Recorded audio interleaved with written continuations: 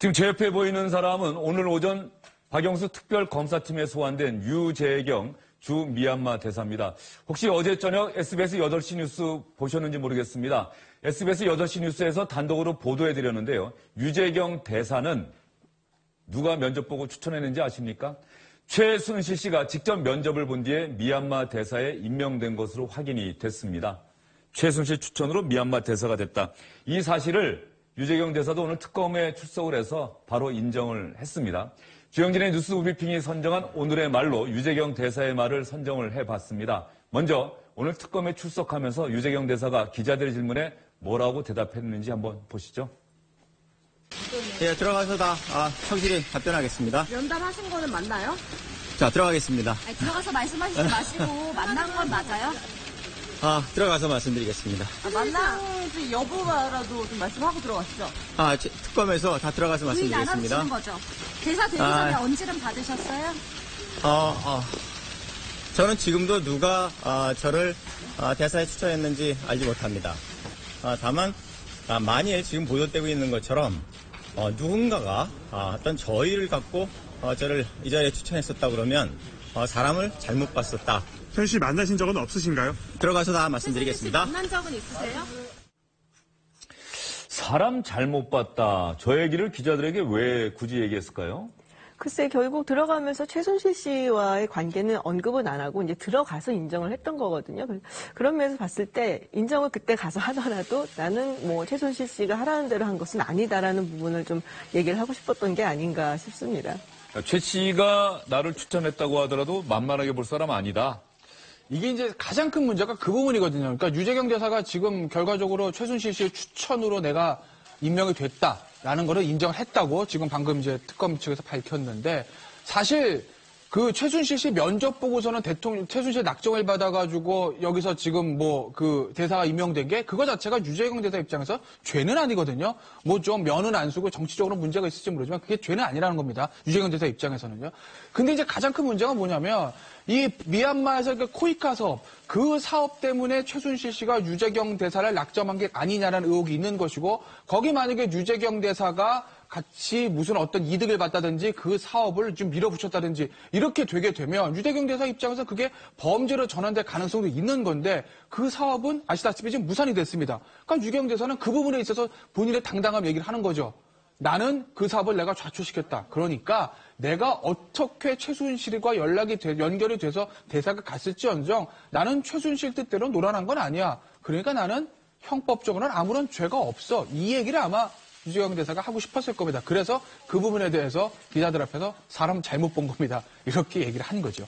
유재경 대사가 그런데 지난해 말 최순실 씨의 국정농단 사건이 불거지기 시작할 때 최 씨와는 일면식도 없다고 얘기를 했었는데 오늘 특검에 출석해서는 말을 180도 바꿨습니다. 이규철 특검보의 얘기 한번 들어보시죠. 상당히 부인하는 취지로 얘기를 했었는데 오전 조사 결과에는 그 유재경 대사가 최순실을 여러 차례 만났고 그리고 본인이 그 최순실의 추천으로 대사가 됐다는 점은 현재 인정하고 있는 상황으로 파악하고 있습니다. 금방 밝혀질 사안을 왜 불과 몇 달 전에 저렇게 부인했는지. 어쨌든 간에 특검은 이 유재경 대사가 최 씨 추천으로 됐다. 이 사실을 어떻게 알게 된 거죠? 글쎄요. 저도 처음에는 무슨 아무리 최순실 씨가 유능하다고 하더라도 무슨 대사까지 추천할 수 있을까라고 굉장히 좀 부정적으로 봤었습니다. 그런데 지금 사실로 나오고 있는데 여기 특검이 이 사안에 대한 단초를 잡은 것은 역시 안종범 전 수석의 수첩에서 또 기인한 겁니다. 거기에 보니까 삼성 아그레망이라고 저렇게 적혀있던 내용이 나왔었어요. 그래서 이게 무슨 내용이냐 하고 안종범 전 수석을 불러서 조사를 했더니 저 아그레망이라는 것이 바로 뭐냐면 신임 대사를 파견할 때 상대국한테 관례적으로 사전 동의를 받는 절차를 말하는 거거든요. 그래서 삼성 출신의 대사를 대통령이 미얀마 대사로 보내라고 지시한 내용을 내가 적어놓은 것이다. 그래서 여기에서 그러면은 박근혜 대통령이 지시를 했고 그럼 여기에서는 누가 박근혜 대통령이 추천을 했겠는가를 주변 조사를 해보니까 최순실 씨하고 굉장히 가까운 사람을 참고인 조사를 했더니 최순실 씨가 면접을 보고 보냈다. 이런 진술을 얻어낸 겁니다. 이 사안 SBS가 단독 보도해드렸고 특검에서도 확인이 됐는데요. 최 씨는 소소한 심부름 같은 걸 도와줬던 사람이라는 박근혜 대통령의 얼마 전 기자회견이 있지 않았습니까? 인터뷰가 있었는데 박근혜 대통령의 말이 사실이 아닐 수 있다는 그 가능성을 가장 강력하게 뒷받쳐주는 대목이 아닐까 싶어요.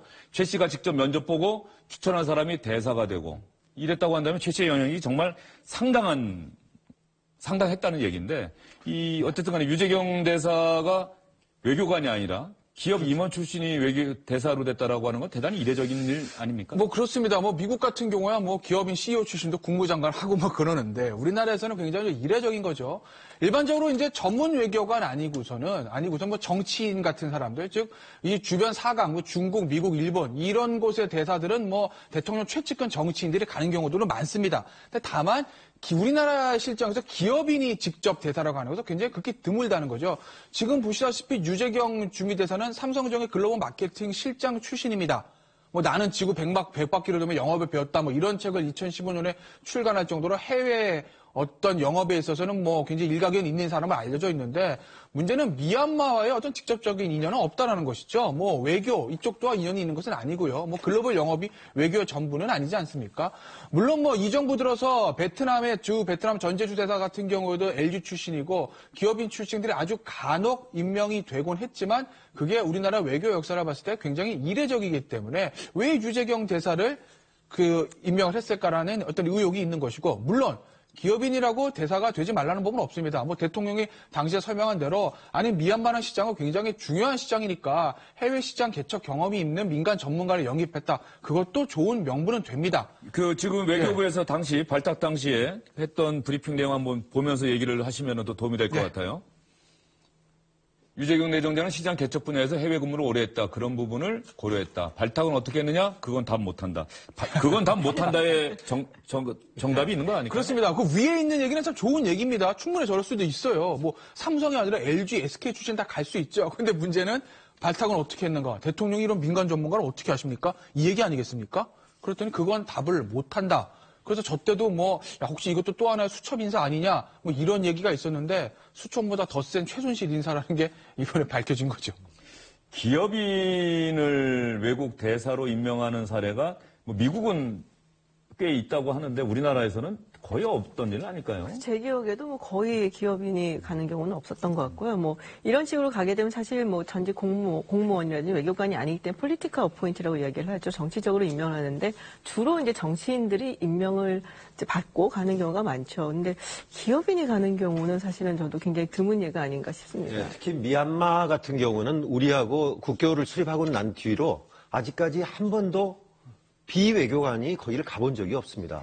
그리고 또 바로 전에 있었던 이백순 대사 같은 경우도 보통 한 번 나가면 3년을 있거든요. 그런데 2년 6개월 만에 중간에 들어오게 되는 거죠. 이렇게 임명이 되면서. 그러니까 이백순 전 대사가 그 임기를 다 못 마치고 들어온 이유, 그리고 유재경 대사를 최 씨가 추천을 해서 대사를 시킨 이유가 있을 거예요.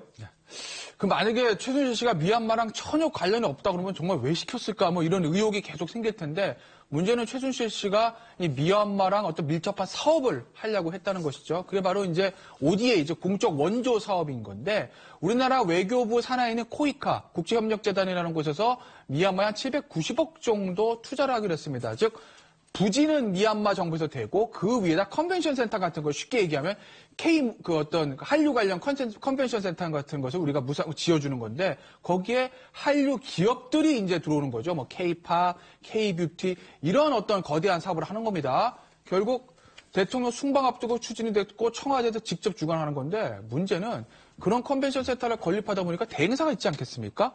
그 대행사의 지분을 최순실 씨가 가지고 있다는 것이죠. 그러니까 최순실 씨가 그 한인 사업가에 접근해서 이런 K 컨벤션 센터를 외교부에서 한 790억을 투자하는데 그거 너희들이 주관하게 해줄게. 대신 그 지분을 나에게 다오.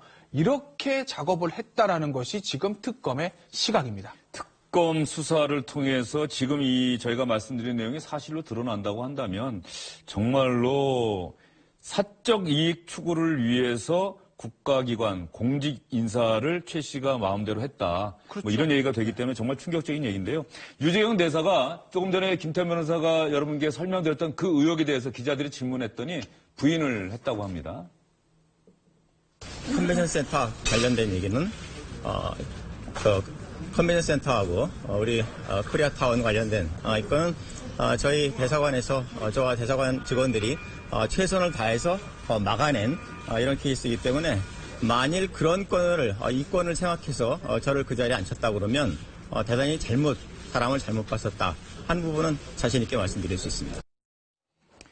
자신 있게 말씀드릴 수 있다. 사람 잘못 봤다는 얘기 다시 한번 여러분께 보여드렸는데 이 유 대사의 이 주장 특검 수사에서도 그대로 유지가 될까요? 아니면 바뀔까요? 지금 궁금했던 것 중에 하나가 최순실이 과연 했겠느냐 하는 것이었고요. 근데 그거는 이미 이제 오전에 진술을 했단 말이에요. 근데 지금 풀리지 않는 것 중에 하나가 그럼 최순실 씨는 이 사람을 유재경 대사를 어떻게 알았을까 하는 거거든요. 그래서 그거를 기자들이 물어봤더니 오늘 특검보가 뭐라고 대답을 했냐면 그건 조사 중인데 적절치 않다. 부적절하다고 그걸 대답하는 건 부적절하다고 그랬습니다. 그러니까 뭔가 내용이 있는 것 같아요. 그래서 지금 특검이 주목하고 있는 것은 작년에 유재경 대사가 미얀마로 갈 때가 5월이거든요. 그때가 어느 때냐면은 삼성과 최순실 씨가 굉장히 좋았던 관계입니다. 돈이 집중적으로 들어가고 이랬던 관계였기 때문에 거기에서 또 삼성맨이란 말이에요. 그러니까 삼성 쪽에서 추천을 해서 이렇게 간 게 아니겠느냐 하는 것에 굉장히 의심을 하고 있는 부분입니다. 삼성 기업 측에서는 어쨌든 최 씨는 이미 사실상 퇴사하신 분이었기 때문에 자기들은 개입한 게 없다. 뭐 본인의 개인 역량 차원에서 발탁된 것 아니냐 이렇게 또 얘기를 했던 기억이 나요. 네, 삼성 쪽에서도 전혀 특히 아래 직원들은 전혀 의외의 인물이다 이렇게 이야기를 했고 공식적으로도 우리는 전혀 모르는 부분이다. 사실 알아도 또 안다고 할 리가 없었겠죠. 그렇다고 한다면 최순실 씨에게 특검이 추가로 적용할 혐의는 알선수재가 되는 건가요? 예, 알선수재 혐의인데 이 특가법상의 알선수재가 우리나라에서 이제 로비스트를 처벌하는 법이라고 보시면 됩니다. 미국은 뭐 합법적인 로비가 있지만 우리나라는 그 금품을 동반된 로비는 금하고 있지 않습니까? 그러니까 아까 저기 그 화면에서 보셨듯이 최순실 씨가 일종의 브로커 역할을 하는 거죠. 그 대행사 사장에게 접근해서 야, 내가 이 외교부의 이 790억짜리 컨벤션 센터 너희들이 할 수 있게 해줄 테니까 대신 그 대가로 로비 작업으로 나한테 너희 회사 지분을 달라. 이렇게 로비, 즉 브로커 일을 했다는 것이거든요. 그렇기 때문에 특검이 이 부분에 주목을 하고 특가법상 알선수재 혐의로 처벌을 할 예정을 합니다. 그런데 중요한 건 알선수재는 직접 돈을 받지 않더라도 약속만 해도 성립이 합니다. 그렇기 때문에 이 사업이 무산됐다고 하더라도 최순실 씨에게는 특가법상 알선수재가 성립이 됩니다. 특검에서는 이와 관련해서 조사를 하기 위해서 체포영장을 지금 발부를 오늘 중으로 청구를 한다고 합니다. 어제 나오라고 소환 요구를 했는데 역시 강압수사를 받고 있어서 못 나간다 하는 지난번 주장을 그대로 하면서 나오질 않아서 오늘 바로 전에 같은 경우는 몇 차례 계속 소환 통보하지 않습니까? 근데 이번에는 바로 한 번만에 바로 청구를 해서 48시간 아마 떨어질 것 같습니다.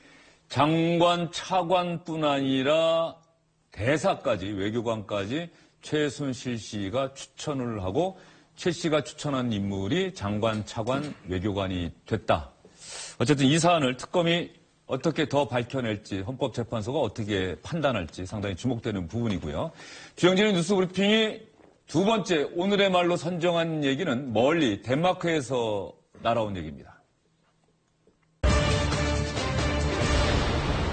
국민의당 지지율이 높아질 것이라고 생각한다. 화면에 나오는 사람은 최순실 씨의 외동딸 정유라 씨죠.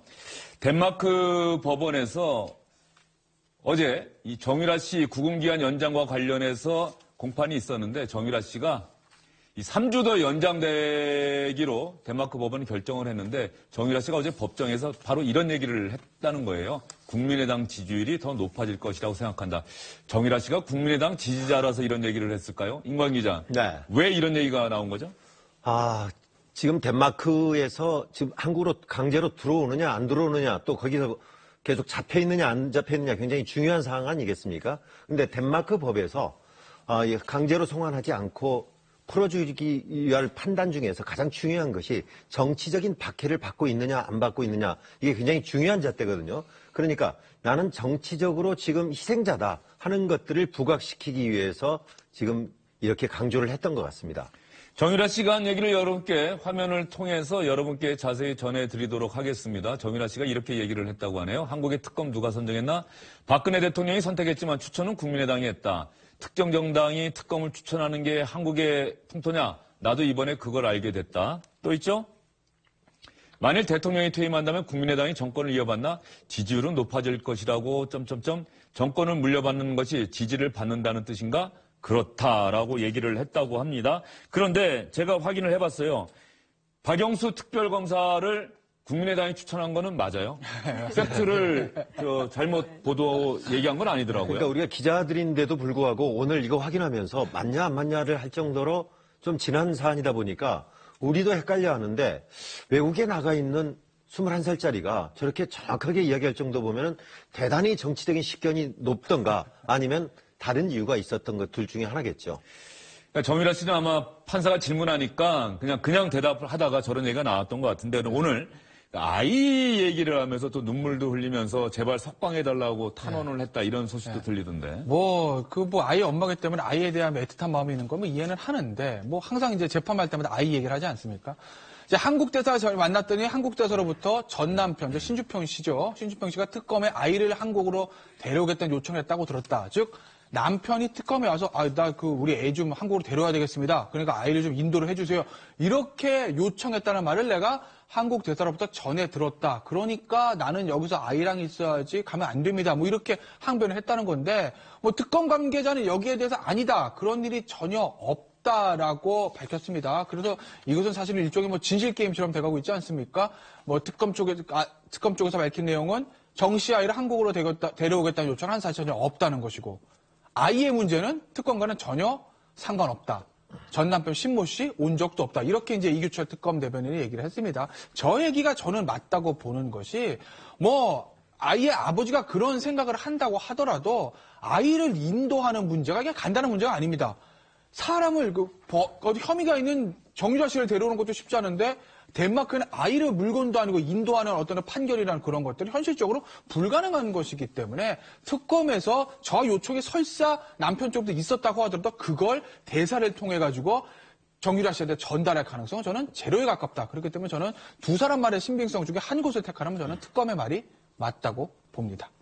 아이 이야기하고 그 아이를 보지 못하는 어머니의 안타까운 상황, 또 정치적 사안까지 얘기하고 이런 것들이 어떤 외국의 법원이나 이런 데서 판단할 때 중요한 판단 요인이 되는 건가요? 아무래도 인권을 좀 중시하는 국가고 또 서유럽 국가들은 그런 면이 있으니까 그 아이를 통해서 이제 호소를 하려는 그런 계획으로 보이는데요. 또 그와는 또 달리 굉장히 법리적으로 판단을 합니다. 그래서 그렇게 크게 효과가 있지는 않을 것으로 보여지고요. 저도 김태현 변호사님 말씀에 동의를 하는 것이 지금 정유라 씨하고 그 남편이 헤어진 상태지 않습니까? 그리고 정유라 씨가 그 아이에 대한 양육권을 온전하게 혼자 갖고 있는 것으로 보이는데 그런 상태에서 아이를 무조건 떼갖고 한국으로 데리고 오게 할 수 있다. 이거는 제가 알기로 기본적으로 외국의 법상식에는 맞지는 않습니다. 덴마크 법원이 어쨌든 간에 3주 더 연장을 하기로 하면서 정유라 씨가 특검의 1차 수사 기간 아마도 연장되기는 쉽지 않을 것이라는 전망이 많이 나오고 있는데 그 다음 달 말에 끝나는 특검 수사 기간 내에는 들어오기가 어려워진 건 아니에요? 특검이 1차 연장하면 3월 말인데요. 3월 말이라고 하더라도 현실적으로 쉽지 않은 거죠. 일단 연장을 하게 되고 그 다음에 연장 후에 이제 한국으로 송환 결정을 내려준다 하더라도 정유라 씨가 순순히 돌아오겠습니까? 거기에 대해서 당연히 덴마크 법원에 이의를 제기할 것이고 그 재판은 어느 정도 시일은 기본적인 시간은 걸릴 수밖에 없기 때문에 특검이 종료될 때까지 탄핵 심판이 종료될 때까지 그리고 더 나아가서는 최순실 씨에 대한 1심 재판이 종결될 때까지 들어올 가능성은 저는 지극히 낮다라고 봅니다. 정유라 씨 국민의당 지지율이 올라갈 것이라고 얘기를 했다고 하는데 정유라 씨의 말처럼 국민의당 지지율이 올라가는지도 한번 지켜봐야 될 것 같습니다. 지금까지 주영진의 뉴스 브리핑이 선정한 오늘의 말이었습니다.